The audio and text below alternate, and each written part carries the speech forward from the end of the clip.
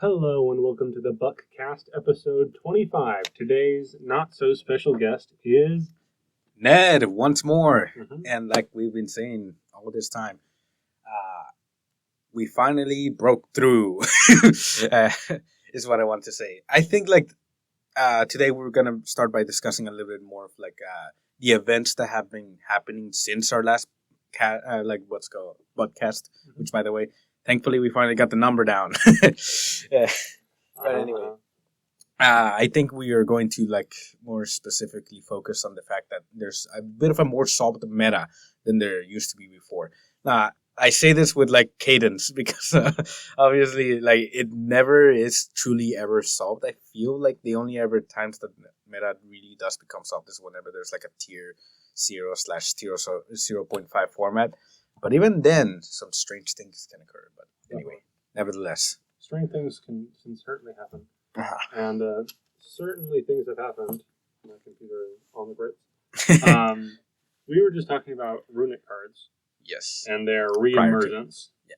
Prior to our start of the introduction, we were talking a little bit about the runic cards and how they're suddenly good again. And I don't really think it's so much suddenly as in a lot more top players are now playing them again. I feel like they were always good. We were Buck here was even mentioning how they never stopped really being good. It's just that the shufflers were so prevalent with issues to tier that they fell off the face of the earth just because of that. Honestly, it's not that they weren't good; they just weren't quite good enough. Good enough at that time because they were being specifically countered. Imagine being specifically countered, and that only docks you down to not quite good enough. Not quite good enough. Because there were still, I remember, especially early Ishizu tier format. There were people who were playing Runic. Yeah, they were playing Runic Sprite still, and doing it to a considerable success. Mm-hmm. Still being able to put up a good fight against a tier, even after they set up their board, which in a tier 0 format, you wouldn't expect there would be any sort of backlash. But no, Runic cards were always good. It's just people dropped them in preference of a more consistent, more I guess explosive. Not looking at the card text or the image in front of you kind of text.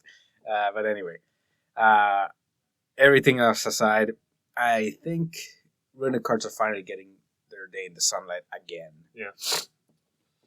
The Runic cards, we could spend a whole episode just talking about the Runic cards. Fountain is insane. Letting you draw 3 cards, basically.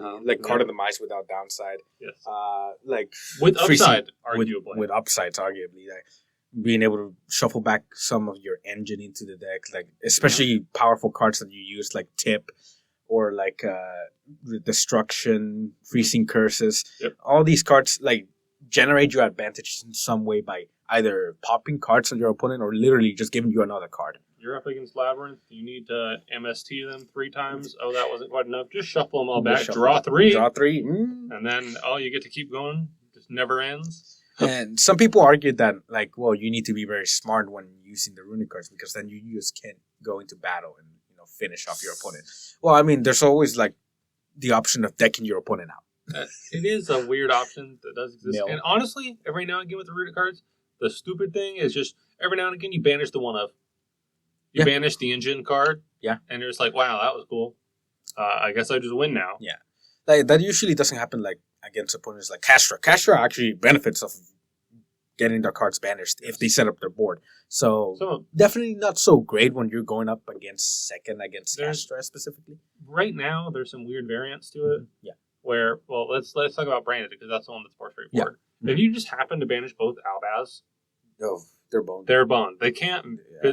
They could fusion with one banished, but they need to be able to get to the fusion monsters to shuffle it back, and they can't do that if both of them are banished. Both of them are banished. The argument right there would be specifically what you just said is I can still make Levelion. Well, you can't make Levelion if both of your or all 3 of your Albas are banished. Yeah. If you play 3, which by the way, don't play 3. Around don't 2 maxes people play. You're going to brick. But then on the other hand, it's if they hit Tragedy, that's just free card advantage for them. Yeah, it definitely. So it's got some variance to it. It matters on the situation because even when going, I know I just mentioned it's pretty bad against Castra, but sometimes when you draw a freezing curse, you can just negate the Arise Heart. And it's okay. I think it was Freezing Curse, right? The one that negates monsters. I think so. And then Flashing Fire is the pop, I'm pretty sure. Pop, yeah. Anyway. But also just the fact that it's all those utility effects. Or you can just summon a monster for free. Or just instant fusion. Level 2? Level 2? It's good to be a 2. Now that Elf is gone, it's definitely a lot less good. But it's still pretty good in Sprite, because, I mean, a free level 2. Yeah, specifically in Runic Sprite. There was a topping list that was plain Sprite, right? That was recent in, I want to say YCS. I don't remember which one. Well, let's open a few. Yeah, let's open a few of those articles and see. I'm gonna try to be slightly less dumb. Yeah, that's slightly less dumb, isn't it? YCS Lima, was it? Yeah, there you go. What? Look at that, $571 price tag. Definitely better than the cash drop price tag, I will tell you that much. That is true. Let's see. And it's adventure, too. Adventure. That's a lot of stuff going on here. So, it's no runic. No runic cards. I think it was the second list that was playing runic cards, unless I'm wrong. Unless I'm completely wrong. It's no. It was. No. It looks like it was just an adventure sprite. Yeah, that's interesting. You got some adventure sprites. The adventure cards are back in full force. Yeah, again. As well.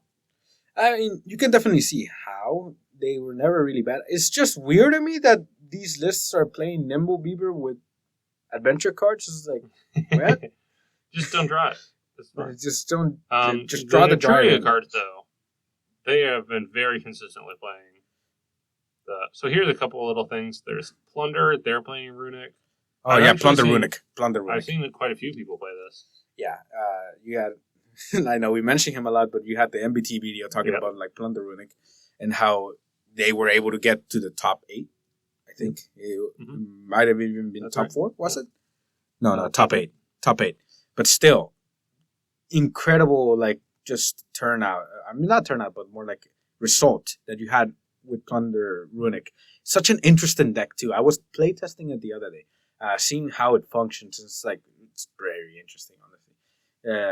Something that you definitely want to keep in your radar because that deck can smack you up out of nowhere. Runic cards, as we were saying, are insane. Yeah, they're very good. And also, Nutria, from the very beginning of this format, people have been playing Nutria Runic, which is kind of interesting. We have several types of Nutria Runic, especially in Lima. You get, I think top 32, you had 2 of them, and top 8, you had 1. 32, we've got 2, and then top 8, we've got 1. So it didn't do too bad. The salad list is kind of weird. You want to know how the heck that got there? Who's still playing salad right now? I'm pretty sure. I mean, I guess they're playing adventure. So, you know what? Sometimes you just draw adventure. Adventure, probably just good enough. This is like playing the Code Talker stuff, so that you can actually get to sign a conflict. Because honestly, sign a conflict is powerful. This is a pretty minimal salad. We're playing 8 names. I want to say 7. 7 names. No. We're playing 7, 8, 9, 10.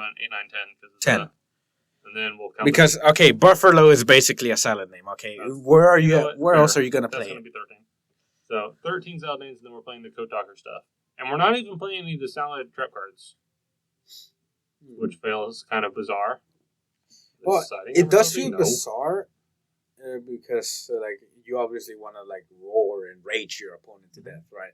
But I think their game plan was get a better roar in Signet Conflict. Yeah, it's true. And which it honestly just truly is a better roar because it stops your opponent from being able to activate another one of their broken board breakers. Yeah, you get to banish it, and then your opponent can activate cards or effects with the same name. Nope. Which is pretty good. I mean, just banishing a card you're negating is already pretty good. Yeah, they're not getting that card. Reminds me that, every now and again, that's just better, strictly speaking. And the fact that also, you just can't do it at all anymore. Any more cards with that name can definitely be very effective, especially if, evenly, stuff like that. Yeah. They're like, okay, cool. That people maining evenly right now? Oh, yeah, a lot of people maining evenly. And Signet Conflict. Strictly just a better roar, I want to say. Adventure cards are cool and all. I wish they weren't so expensive. Goodness.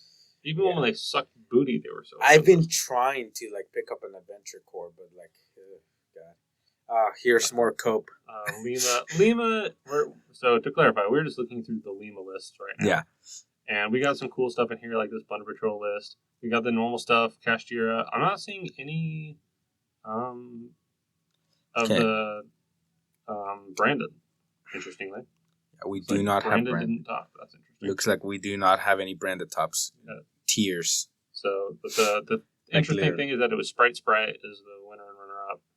And then we've got some interesting things in the top cut.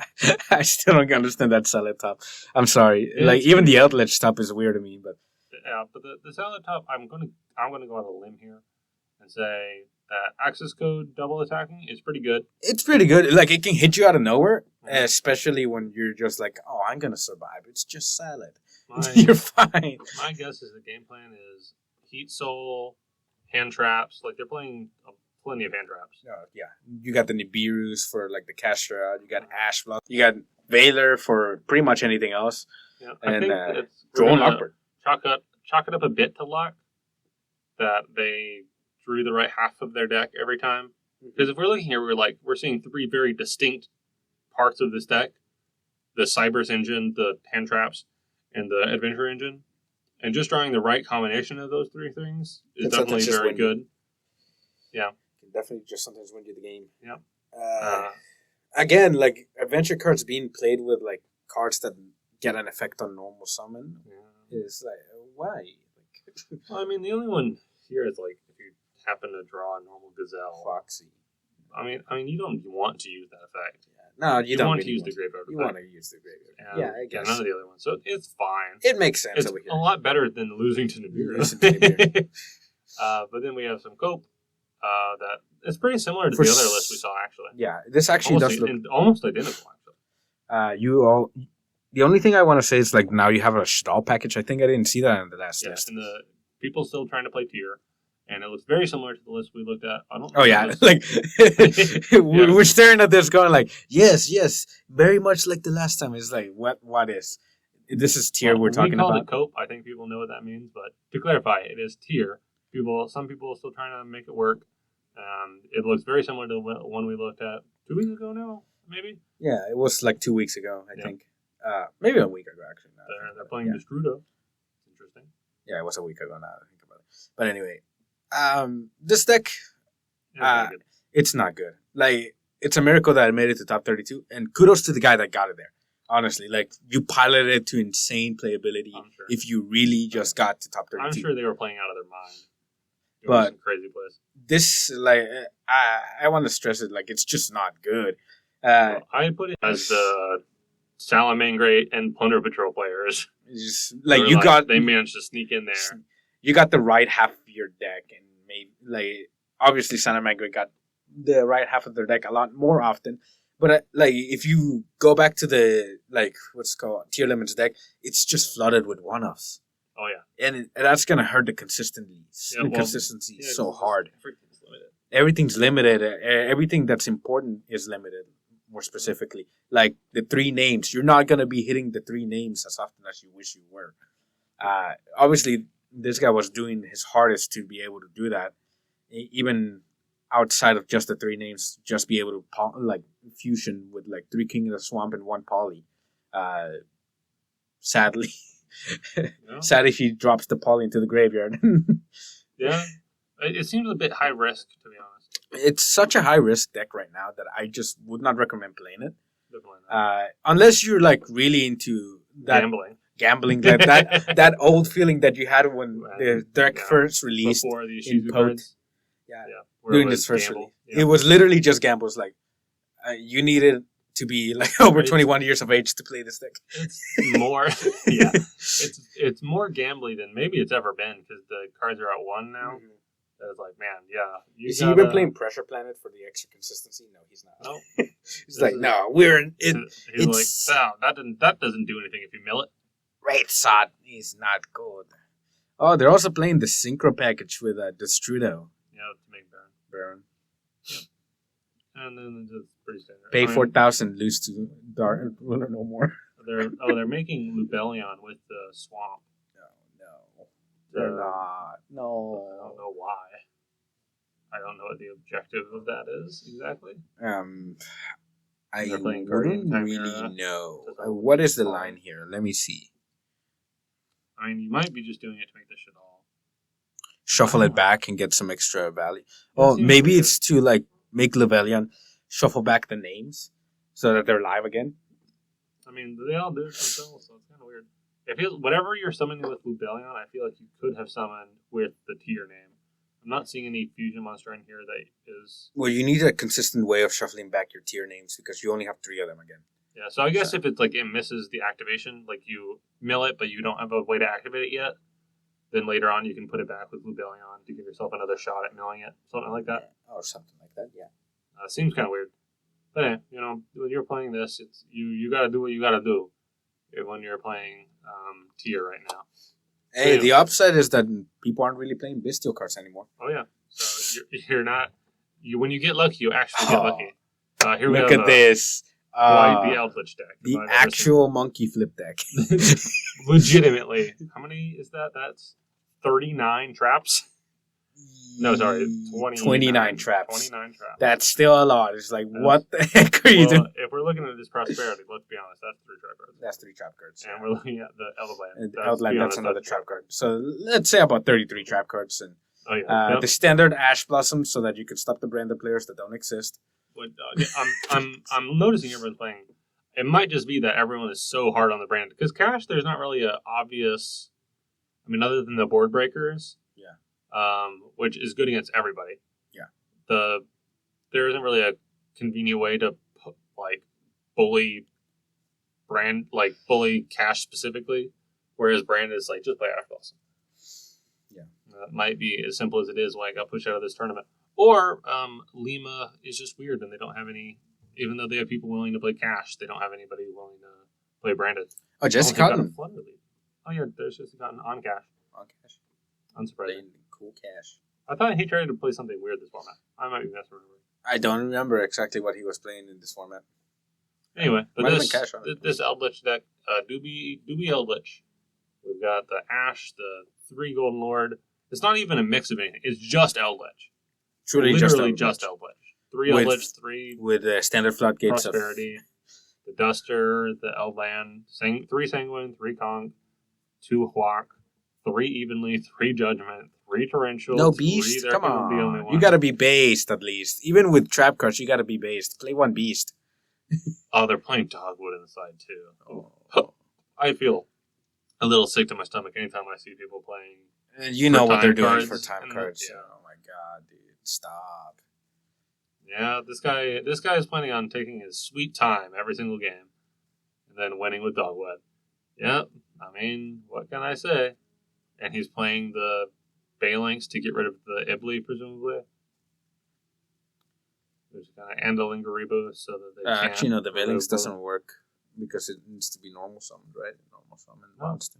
It's one of the 4 lower suburbs. Oh, So yeah, that- you that's would know. That's their yeah, I would. That's the 2 Ibli outs, so that the Kashtira Kashtira player player. can't get rid of both of I mean, they can if you're dumb enough to respond with an Ash Blossom. them. If you're done to ask something while they have the unicorn up or whatever. Yeah, I mean it's Eldritch. Really, not much to say. Just kind of baffling that it made it. It's not baffling. It's kind of sickening instead. Yeah. I had never liked stun, but Eldritch kind of stun was like it was so cool, and it's so annoying to see it. Another Marinthus player. Another Marin. Wait, what? There was one earlier. Oh, you mean Remember from like the the last other time, time, and we yeah. were all like, Cope. Cope? This person. Well, here's more Cope.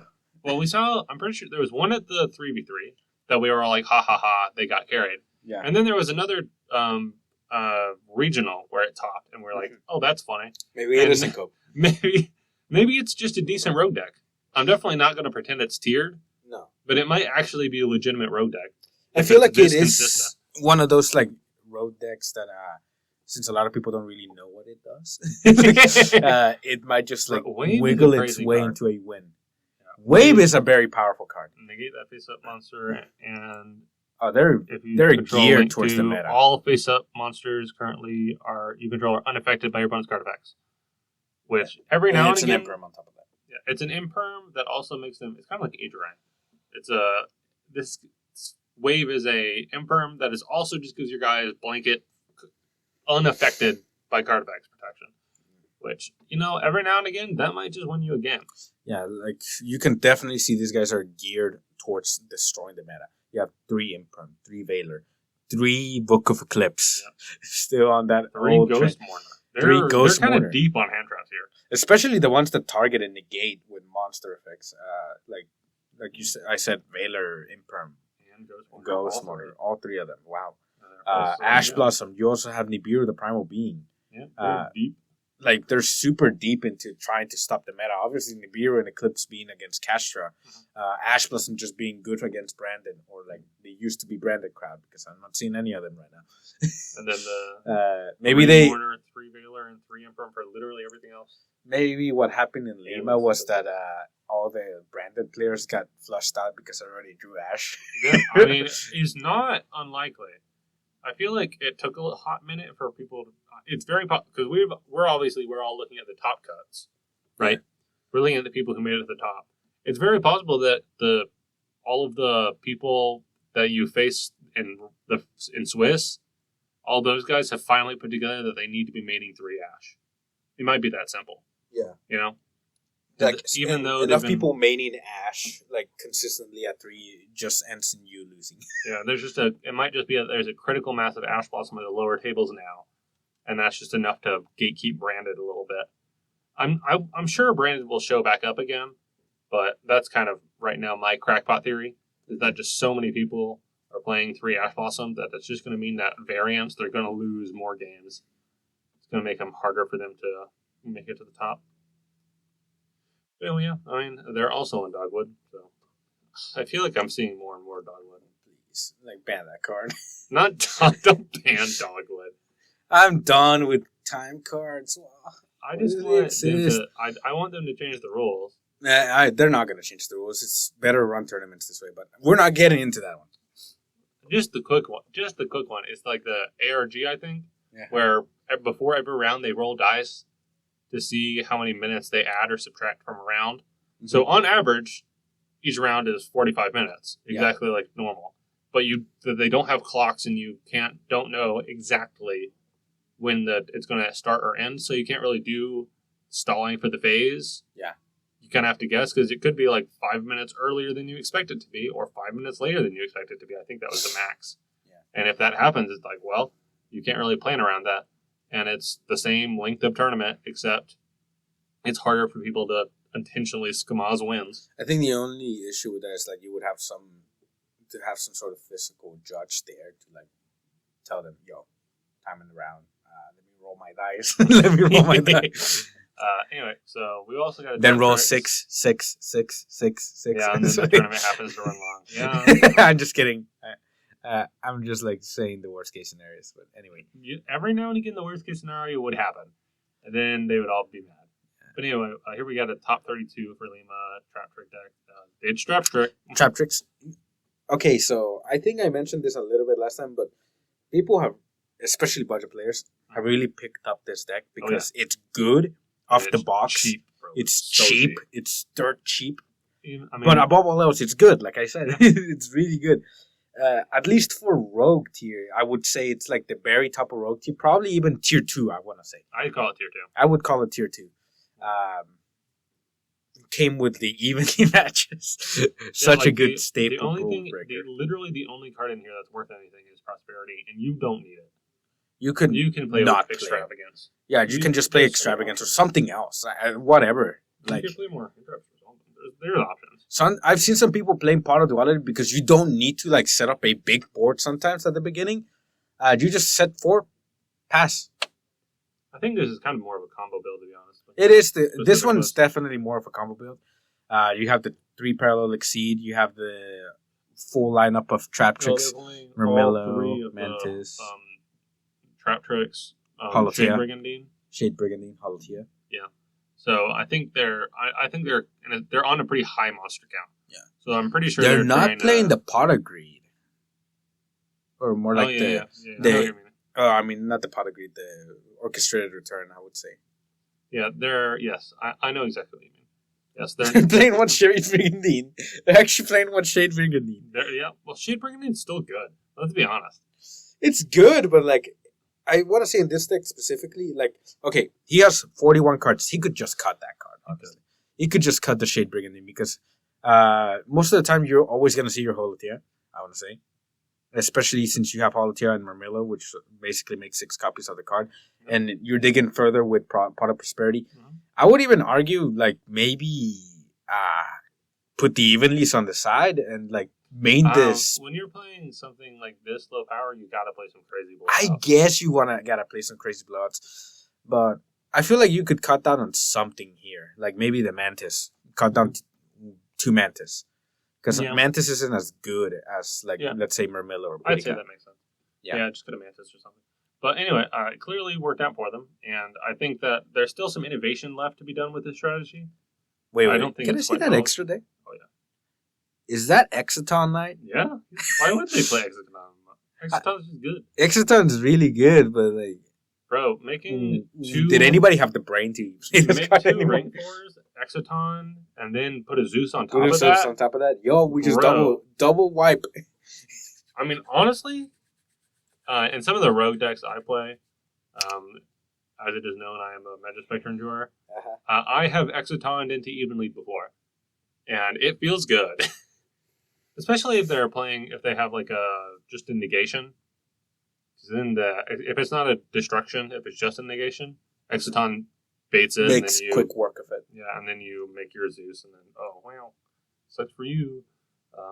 But I don't know, and they're also on the redoer of the Bagusa, pretty standard stuff. It's like the fabled time when I had a friend that loved playing Dragon Link so much. Like, it's Julio, actually. Yeah. He loves playing Dragon Link so much. And his standard board was, what's it called? Spheres, like Hermetic Seal of Spheres. Yep. Plus Borlo Savage Pass. Mm-hmm. So I would just normal summon the one Diviner and break his entire board. Yeah. And he got so angry. That used to be like the standard Dragon Link board. Yeah. Other than Seal's Pass, of course. Seal's Pass. But the Seals plus Savage was pretty normal. I would like to put out something interesting about this Trap Tricks deck. Is that they're only on one Lingariba. Oh, so they want to lose to the... Yeah. To the, like, Ibli Lock. It might be... I mean, I keep on... Okay, we keep on saying, like, Ibli Lock, like, there's branded players here. Well, honestly, you can't special summon except Link monsters, right? That's the text on Ibli? Yeah, on Ibli. So, I mean, you can still make Sarah. You can still make Sarah. I mean, it kind of sucks because you can't special summon the dudes. I think you need to use her as material, though. I don't think she has to be used as material. I think she just lets you only summon. Okay. Anyway, it does seem kind of goofy that they don't have an out for it. That they're playing one. Why would you even play the one? I mean, they have the out, but like play two. Then you get cashed out of this existence. But anyway, definitely an interesting outlook to see like all these different. So these are decks that we've been talking about, right? But they all have like their certain spice to them, you know. You have that one Trap Trick player playing the wild one of Shade Brigandine for no reason. I don't know. I just don't find it good enough. You cannot special summon monsters except Link monsters. That's it. Okay. No, they can still make Sarah. I mean, the Sarah can't special from deck until you remove it. Mm-hmm. So I'm not really sure how good that is. So it just feels weird to play the Lingaribo and then not. Well, I guess you could make Elsa. Maybe that's the idea. Seems kind of sucky.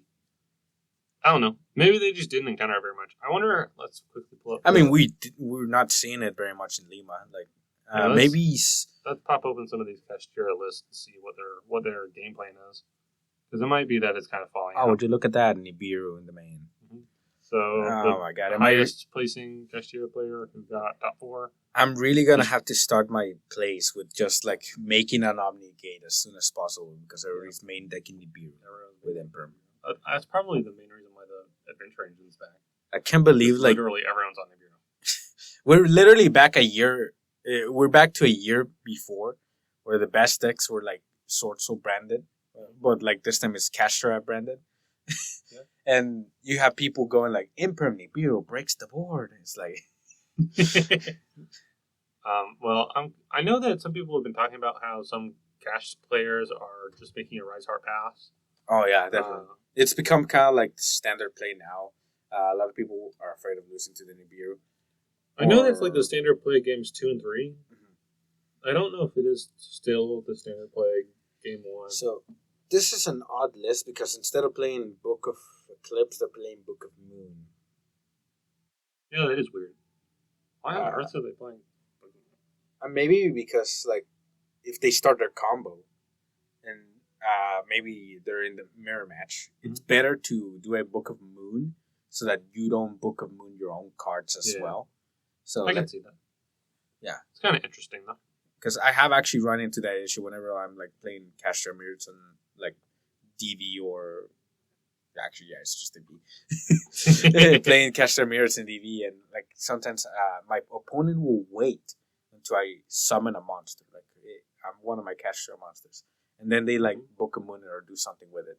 Or like they try to do something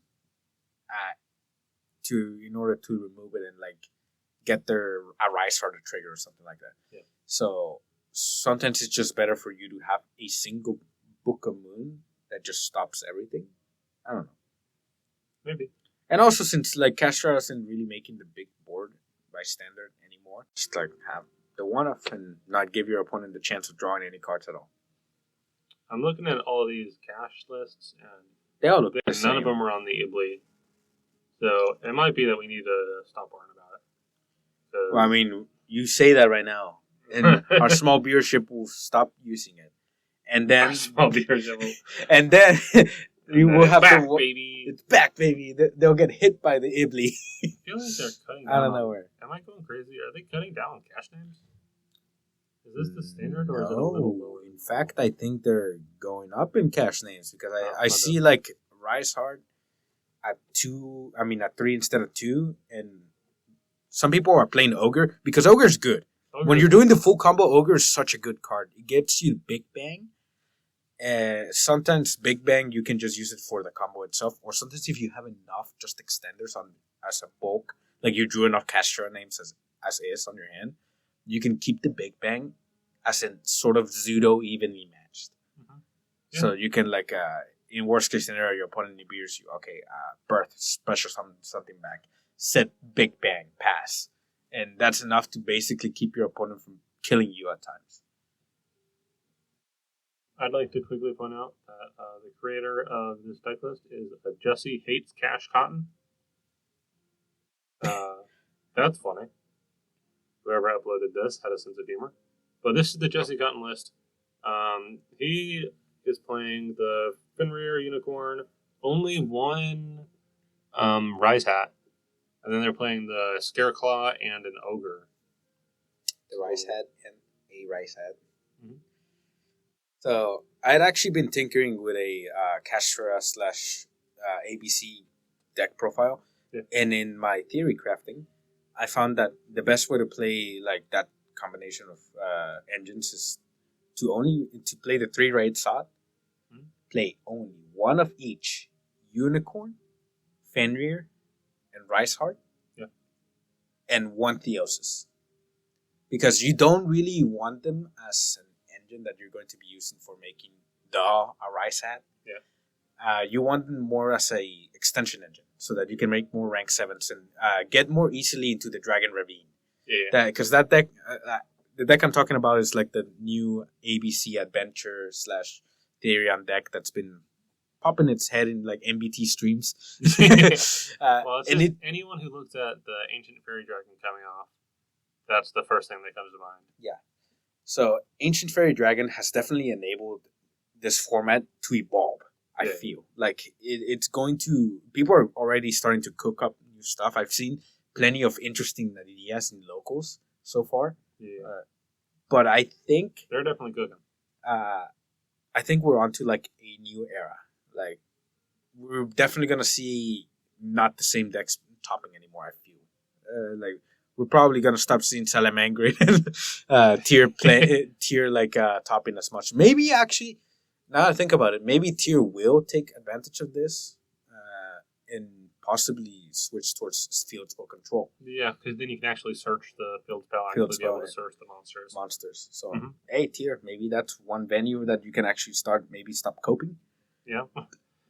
I think there's going to be, I remember a kitchen sink. Remember that? Yeah, I do remember kitchen sink. So it's going to be something like that. I feel like that's kind of, because like kitchen sink, there was never an exact way to play it. No. Everyone had the little It was just twists. like a bunch of like engines and combos played together. And I think that's probably what we're going to see is Agent Fairy just mashes, where there's going to be a lot of different approaches. People are going to disagree about what engines are best and what combinations to play. Yeah. But in the end, it'll just be, we'll have a lot more of these.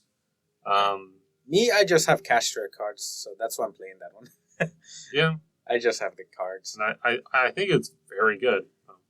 I believe that the best iteration is the one that was recently uploaded by MBT in like one of his videos where it was basically just the ABC deck, but without the cash cards and playing. I don't remember what else. I know they were playing Adventure, but they were playing something else besides that, and they were playing Illegal Night as a way of like going second. Yes, they were playing the Therion cards and the Adventures and the ABC, and something else. I don't remember. I can't remember what it was. I think it was well, obviously the Dragon Arenas and stuff. Yeah, but it might have been like just Remus as an extender, or like a way of getting more dragons into the graveyard. But anyway, it was such an interesting deck. Like, and I've been playtesting a lot with ABC recently, and it's such a fun deck. It's fun for sure. It's such a fun. Like, it gives me the nostalgia bait to the days when I used to play ABC Metal Pools. way back in the day. I'm looking at two different events here. WCQ. So we got a WCQ where Melfi Sprite won. Yeah, I did hear about that one. Another Luke was on that deck. Luke is on that deck right now. He's like trying to make it work. The UK Open also had a top 4. Melfi Sprite. Same thing. Yeah, that's another deck that's popped its rear and ugly head out of nowhere. Where it's like it's very similar, almost exact same deck list, I think. Like, what's the difference? They go like, it's Melfi Sprite because we have 2 Melfi cards that can make 1 synchro, and it's called Herald of the Arclight. Yep. Definitely a cool concept because a lot of the time, like the the crux of this deck is that you don't have enough negates. Sometimes. So the way they get to it is that they special summon it from the deck using the Gigantic Sprite. And then they... I don't remember how they get Penny into their hand. The combo is lost in me because you summon really Caddy, and then Caddy adds Penny, and then you Penny synchro with what? With Caddy. Like, you bounce back the Caddy, and then Penny and Caddy in hand synchro. Oh, yeah, in your hand, yeah. Never mind. So, yeah, you just summon Caddy, and then you... Herald, how cool. Herald. To be honest, the Mary Melfi's is a pretty good card too. Mary Melfi's and even the Melfi Link, not Link, what's called XYZ is also pretty good. Interesting dynamic you have with the Melfi cards. I like it to a sense, but I also hate it because it's like just being used to make fucking Herald. I'm done with that card. You can make the Melfi's and then that bounces a card on summon, and then you can bounce it back to special the Inarchetypic Z's monster, which... It's an extender of sorts, because then this is Sprite at the end of the day. You can just special one of your XYZ requirement Sprite monsters, continue going there. You can also see they have a interesting hand trap lineup. They have the Imperms, the Cyphering Gamma, and you also... you have an Ash Blossom. And I've seen a lot more people playing Drawing Lockbird. Why? Like, what are they trying to counter specifically with Drawing Lockbird? I really don't know. Like, who's losing to draw really hard? You do know that Cash draw adds 1 Theosis and they don't touch the freaking deck for the rest of the match, right? So it's not... It can't be Cash. Sure, you hurt their follow-up a little, but like it does next to nothing if they set up a board. I would play Nibiru instead of what's it called? I really don't. It might be. I guess it hurts. It hurts. Branded. I don't know. Maybe. Sprite cards, I think, This are is the exact same deck. okay. I think Sprite does get hit now by draw very hard, and maybe if they were anticipating other people coming in with Sprite as well, that could be the one thing. The reason why now that Sprite is so vulnerable to draw is that you don't have the follow up you used to have with Elf anymore. You can't just go like, I'm gonna special back a blue from graveyard anymore. No, you need to search your follow up. You need to have your follow or an access to follow up, some way to get to it. And if you do not have, I don't know, the Sprite extender for next turn or some sort of kind of board presence for next turn, this deck runs out of gas really quickly. Yeah, I can see that for sure. I can definitely gather that that's a concern for this deck nowadays. Elf did so much, so Did to far have too it much. gone, definitely. I noticed they're playing. What is this guy? He's Ninja just a game. Shadow It's just a. Mosquito. That is just a better Is this Gin new? Buster. Is this new? Look at this card count. Strange. Yeah, I don't remember this card. This one has been a recent. I think it's one of the ninja support cards. Yeah, must be. But it's generic, because of course it is. Because they can't handle making non-generic cards anymore. I feel like if they're okay, I'm gonna go off track a little bit here, but if they're gonna continue making generic cards, I think there needs to be some sort of like a setback or like an extra addendum effect in which we were actually discussing this. Like, if they're going to make cards generic, make them have their good effect that you get just from it being a generic card. Yeah. But let's say maybe if Barone were made with a wind synchro monster or like wind monster, you then would get the negation effect instead of it just being there. Instead of it just like being remember when you used to go a convoluted way to get Quasar out? Well, guess what? I'm just better Quasar. Yeah. No, just better and easier to summon. It's like ridiculous to me, like how they're printing all these cards that are just generic good cards for everyone to use, and they don't. By that I mean Konami, obviously. Yeah. It's like Konami doesn't really like think, or I don't know if they don't think this is gonna have some sort of ramification on the overall format. Obviously, people are going to be experimenting with these cards, and they're going to be like abusing them. Like that's what we do. Yeah, that's what Yu-Gi-Oh players do. That's what Yu-Gi-Oh players do. That's what you're supposed to do with the game. Like use the cards, the best cards, to do the best combos or the best whatever. So the best board. It feels like types and attributes have been mattering less and less, which I'm not a fan of. No, I think it would be better if the type attributes had more meaning, especially now as the card pool just continues to inflate. Making it generic cards just seems like such a risk. Why not just slap a archetype, not even an archetype, at least a type or attribute restriction on there somewhere? At least then you restrict what decks can play it or make people have to go out of their way to make that card. It does feel like our types and attributes are there just for like show now rather than anything else. It feels like every card at this point could be the same type and attribute flavor text or whatever, and it wouldn't matter. Well, It just wouldn't matter because everything is generic as hell. Like the only things that ever really matter at times are maybe levels, and that's it. Yeah, and I'm thinking about like the top decks right now, Kashtira. It kind of comes up with like people playing rivalry that you can't make the big guy because he's a machine. Yeah.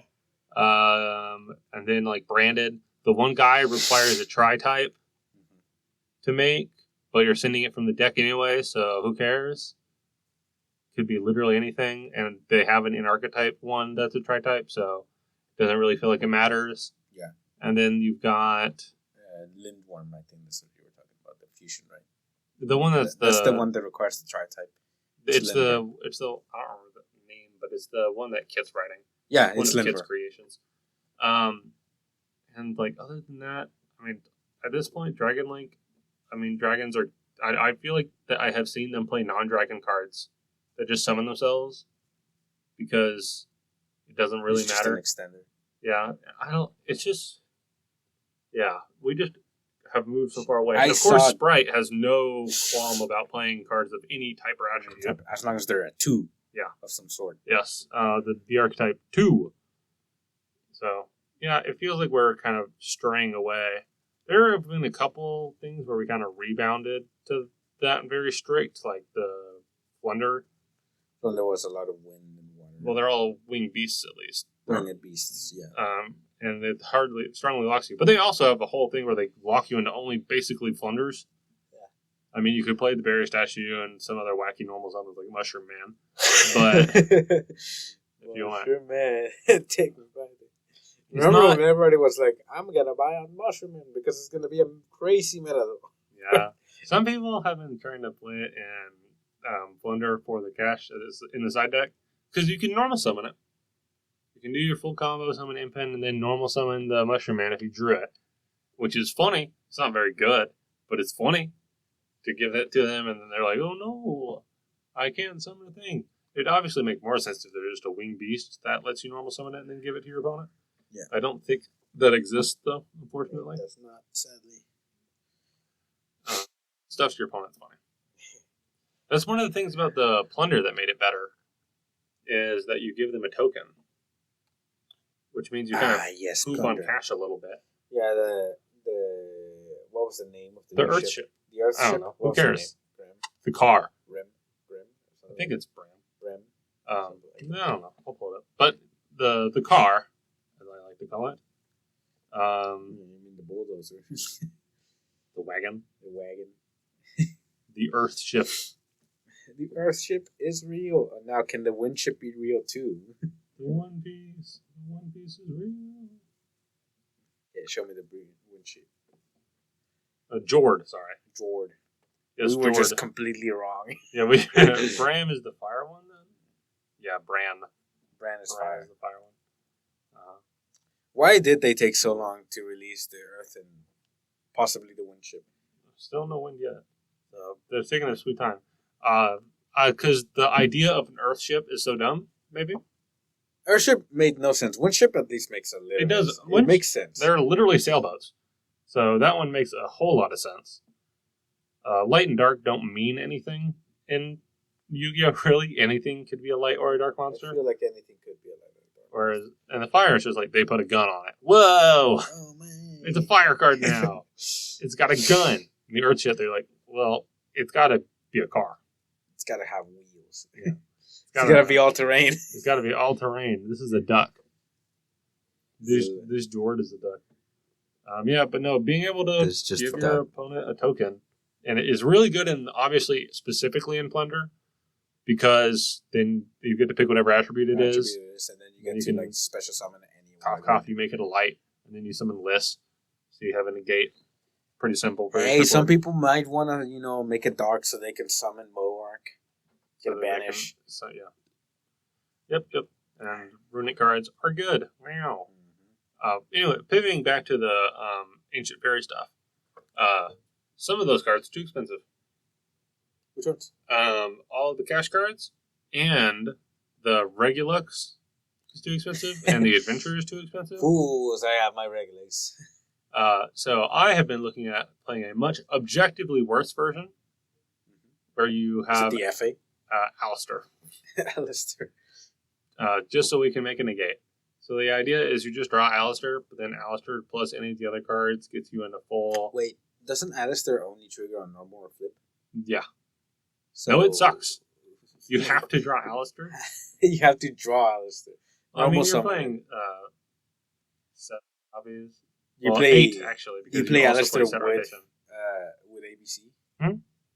Well, you can summon the ABC pieces. Yeah, you can. With the Ancient Fairy. So the idea is you normal Alistair, you add Invocation, and then you activate Dragon's Ravine, or just if you have Destrudo in your hand, whatever, you summon it and make the Ancient Fairy Dragon pop whatever field spell, which could have been Meltdown. I love Ancient Fairy Dragon in ABC. It feels it's like so a good. better Platinum gadget. Oh, way better. Far better Way Platinum better. gadget. You still play Platinum Gadget, but... I don't even play it ananymore in my build. Well, your build probably has more material to throw around. Yeah, definitely. Which means is, just ABC with an IP just feels so busted. Just by itself. They're like, goddess out of nowhere. Cool, I'm going to banish that, and then, Underworld Goddess, or just to remove literally anything. And then, or just make an Appaloosa that's huge. Or a 4-mat Appaloosa just out of nowhere, and then all the pieces trigger! You just get a bunch of advantage. And you're like, cool, if I don't lose this turn, I just auto-win next turn. Because I can just make an access code like with the hint of breath. Because you have so much resources at that point. So many. Dude, I once made an access code using a goddess of the underworld while playing ABC. Because I had so much material, I was like, I can make a huge access code right now. And I did. That was the old absolute BM. flex play for the Attic Mister players.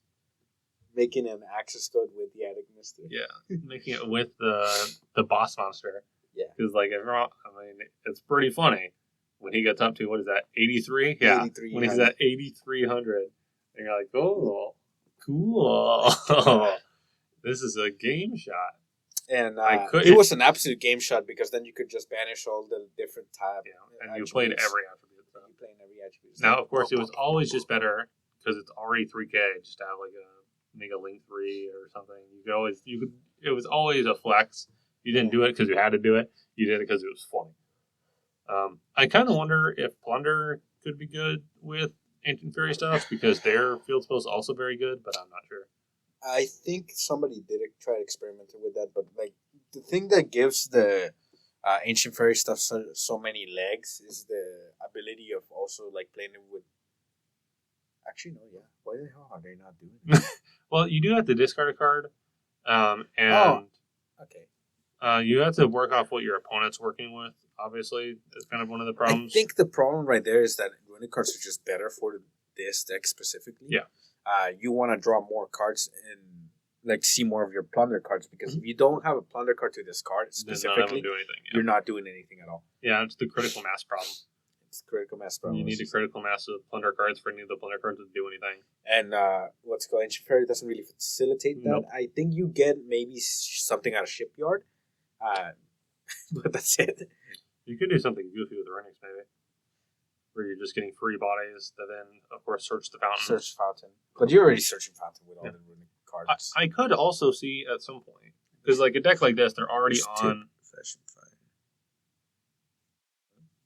I just want to see what it does. Freezing Curses. Yeah, that was there.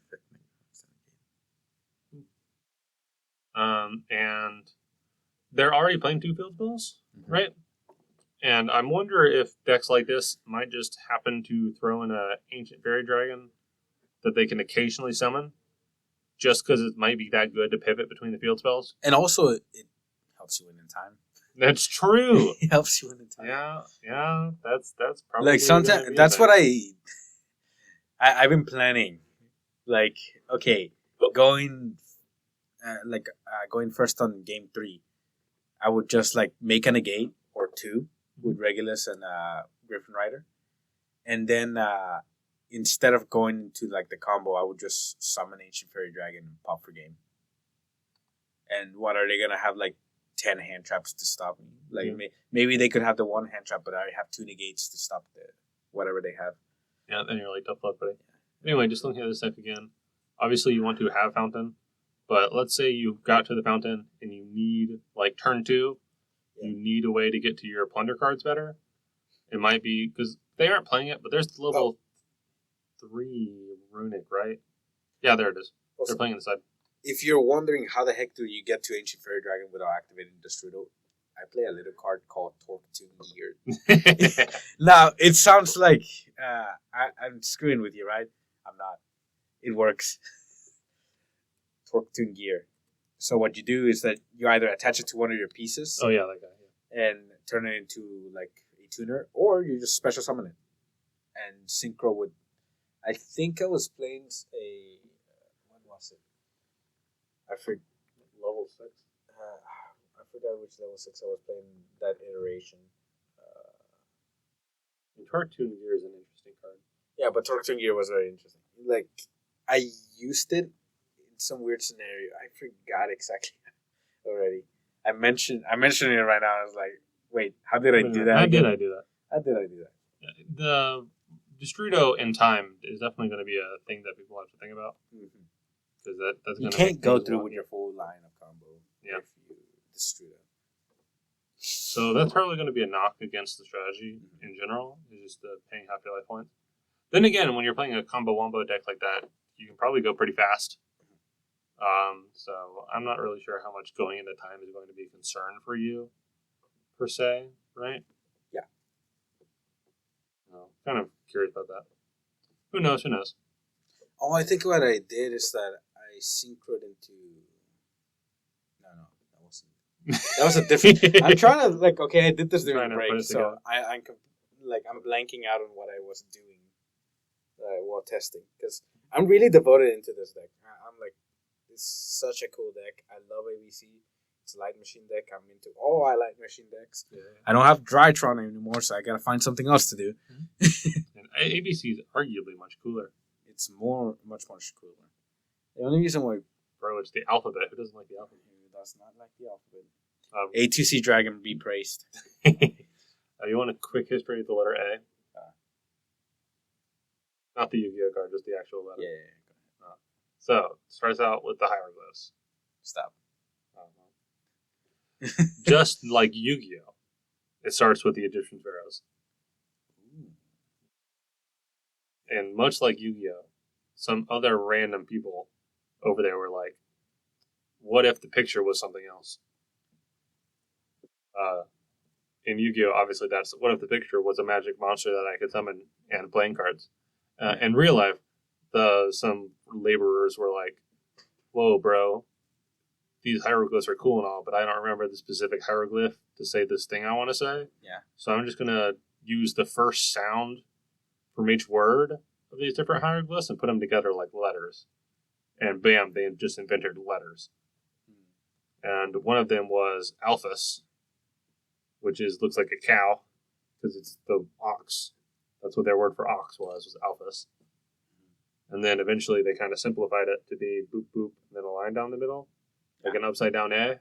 Yeah. And then eventually somebody flipped that over. And that's A, which is alpha in Greek. Yeah.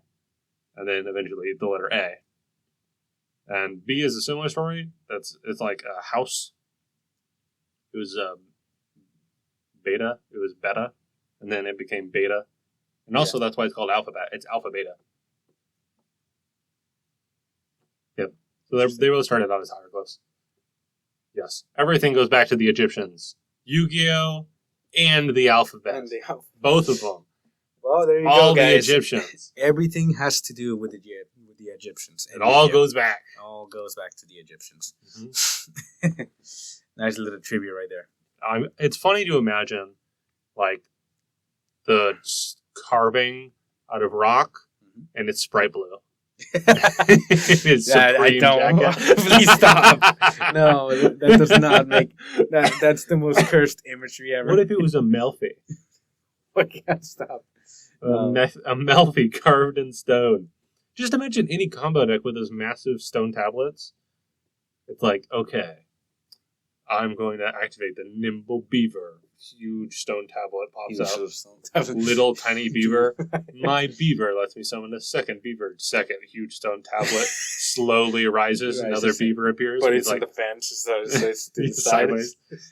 And it's like, I am going to overlay them. And then both tablets just come to yeah. And then it's like, and then they're like, man, that monster is so strong. And it took you quite a long time to move all those big stone tablets around. And they're just like, I'm only getting started. And proceeds to very, very slowly do a full Sprite combo with giant stone tablets. Uh-huh. And then during the opponent's turn, he's like, wait! I'm going to activate Sprite Double Cross. And I'm going to move your giant tablet under, so we have to lift him back up to jam it underneath. And then I'm going to summon Caddy, such a massive carved Caddy, to add Penny from the net to my hand. Yep. Then mount back Caddy to my hand, and then puts giant tablet in there. Okay, let's stop. That sounds like a funny cursed animation. imagery. Someone can make a funny animation out of that, right? Is someone doing a combo deck where they're playing, or just anything that does not from DM. If we applied it back to DM, it just doesn't make any sense. It's like Trickstar. I just played Trickstar in ancient Egypt. You're like, young woman, I summon you. And then some big old monster, and it's like, oh, I have honest. And you're like, what? The little girl beat up my dragon? Little girl beat up dragon. Okay. There's some goofy examples of more. Is there some very non-threatening card that has a ton of attack points? I can't really think of anything. Not off the top of my head. Maybe Blue Eyes. Blue Eyes. You got Blue Eyes. Toon Blue Eyes is kind of funny. Blue Eyes, yeah. Good old Summoning Sickness. Yeah. I didn't realize until way too late that it was literally a parody of Magic the Gathering. Yeah.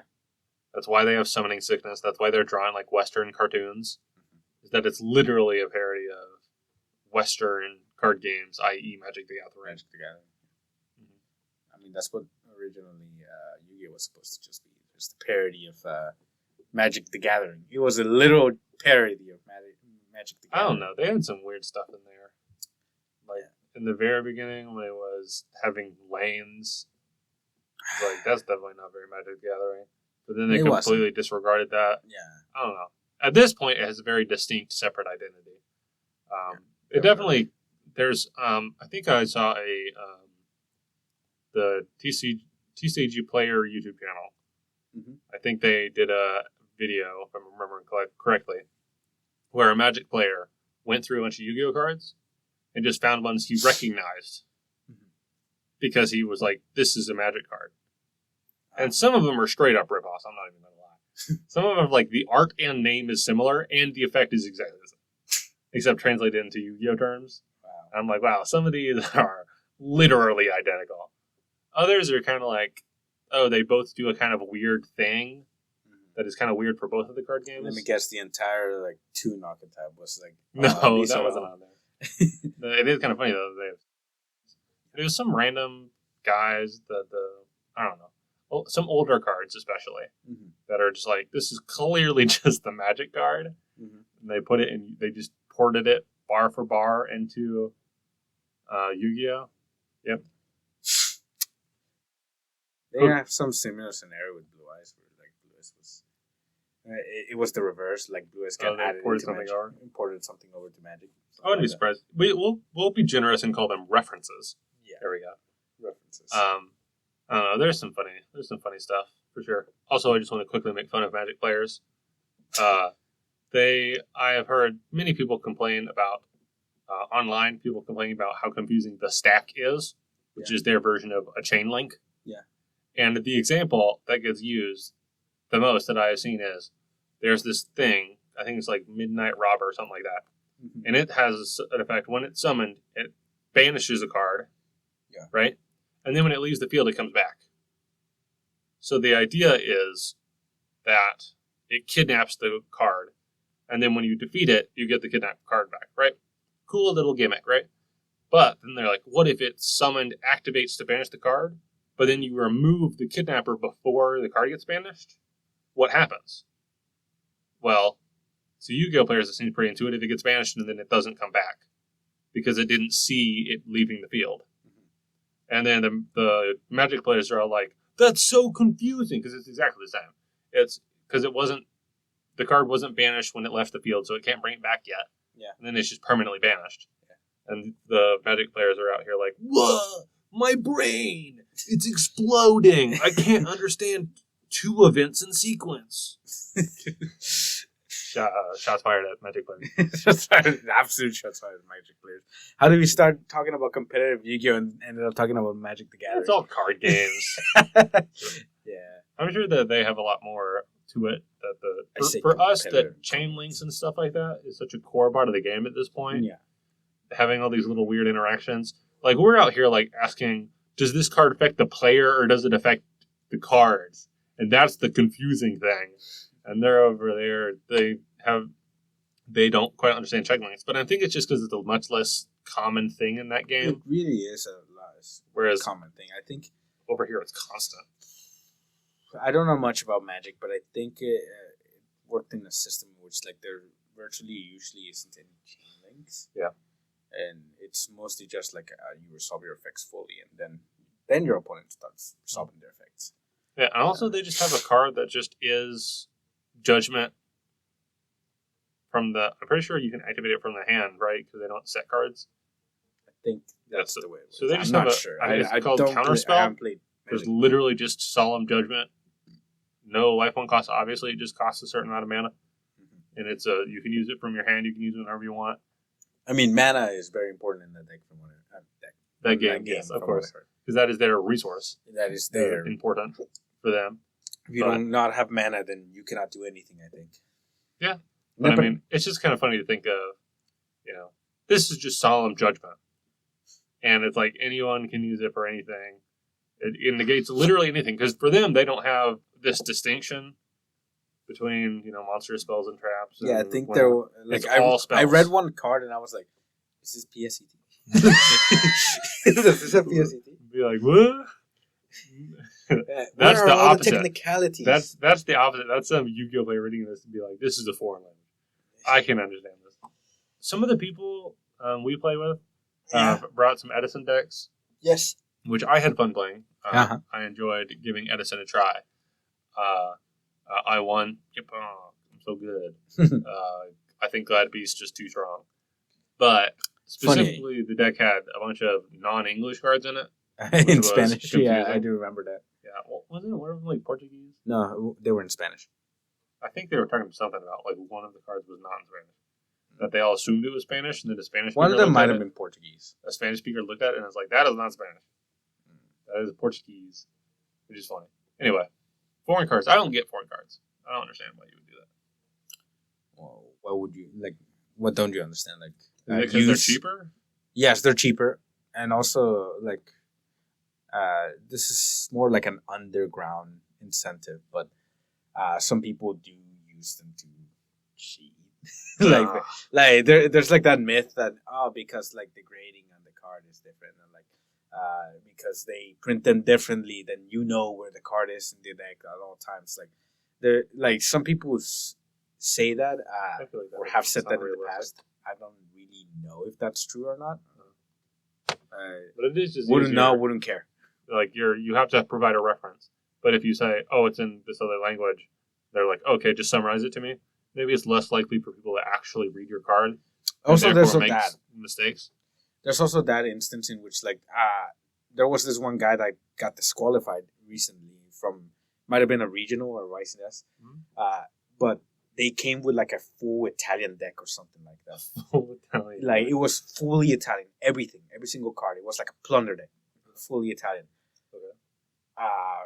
Obviously, not everybody knows what plunder cards do or specifically how they work. Yeah. So they had to like sit down against their opponent and read out every card, like card by card, every card. Yeah.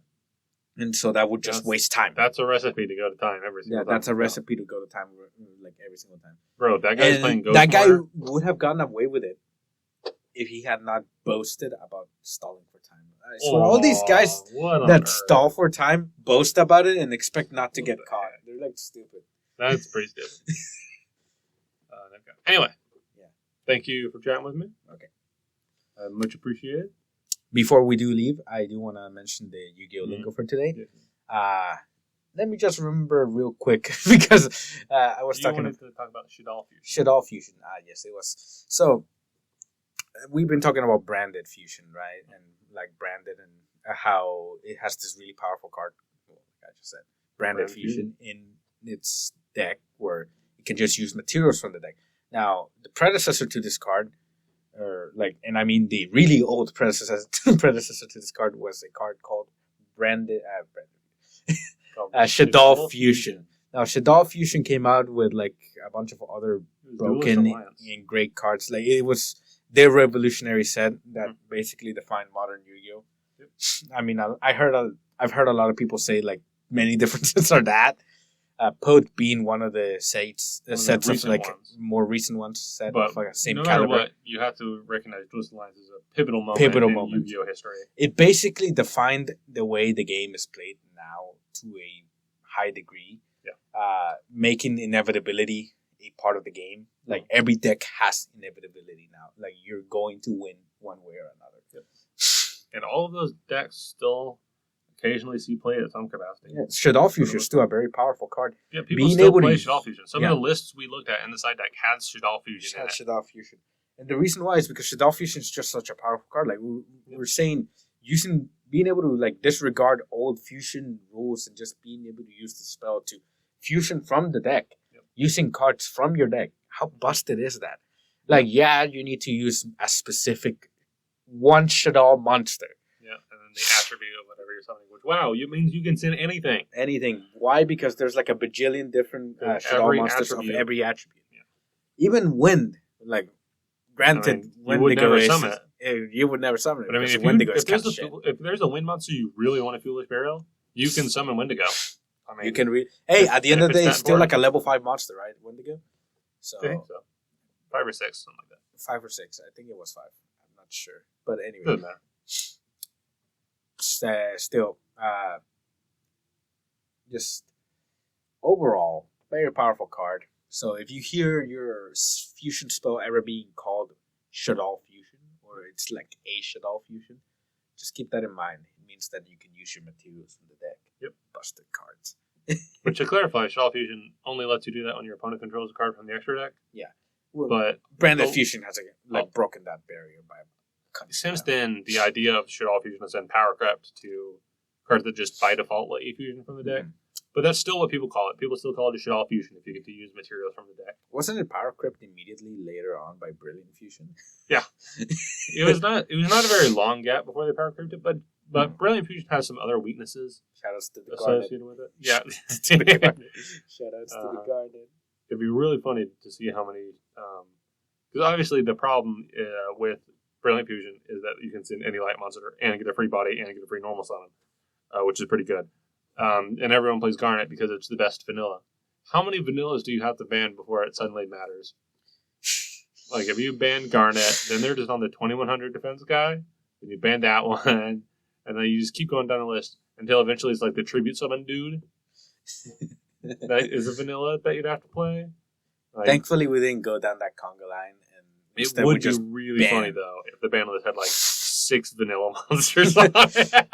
I mean, they almost did that with Hauki 5 Rex. That's true, yeah. No, they so went pretty crazy. I wouldn't put it past them, but nah. The Brilliant Fusion was obviously not making any sales because it wasn't from a rare set. It wasn't a rare card. It was one of those cards they had to not short print because that was post, like Necross said, where they said they weren't going to short print anymore in main sets. Well, to be honest, it was crazy. Yeah. At the time. It was super crazy. That was played with Thunder Dragons. It was absolutely insane. It was an insanely powerful card, and I'm glad it's gone. Yep. I mean, and I have some sadness about it, but I think it's just a little too strong. It's just part of a Yu-Gi-Oh problem where a card like that can't exist because they will find a way to bust it, even if it's like a cool card in certain decks. Like the fact that it makes something like Monarch more consistent. Because you get a body and a free normal summon, and you get to dump, like, Idea or something. You know? It's cool. But the problem is just, like, some crazy combo deck is going to play it, and it's going to be insane. So, anyway. Thank you all for listening. Bye-bye. Bye-bye.